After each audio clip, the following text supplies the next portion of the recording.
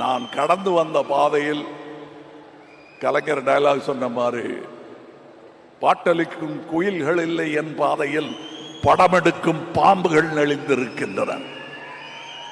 ஆகாரத்திற்காக அழுக்க சாப்பிட்டு தடாகத்தை சுற்றப்படுத்துகிறதே மீன், அதை போல நான். இது கலைஞர் சொன்னது. நான் பேசுற எல்லாமே காப்பி அடிச்சது தான். அதனால சும்மா அபிராமி வந்து பிட் அடிக்கிறீங்களான்னு அவர் கேட்டார். நானே பிட்டு தான்.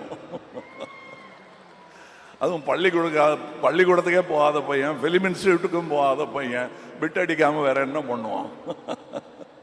நான் பிட் அடிச்சு சினிமாவுக்காக ஒரு டாக்டர் பட்டம் வேற கொடுத்துட்டாங்க.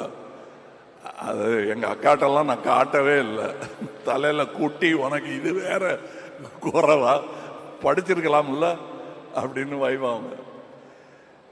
என்னை வியப்பில் ஆழ்த்தி கொண்டிருக்கும் தமிழ் சினிமாவுக்கு, என்னை குழந்தை பருவத்திலிருந்து தூக்கி கொஞ்சிக் கொண்டிருக்கும் தமிழ் சினிமாவுக்கு நன்றி நன்றி.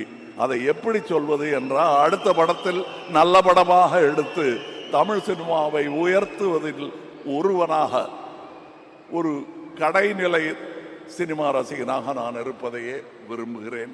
தொடர்ந்து அவ்வாறாகவே இருப்பேன்.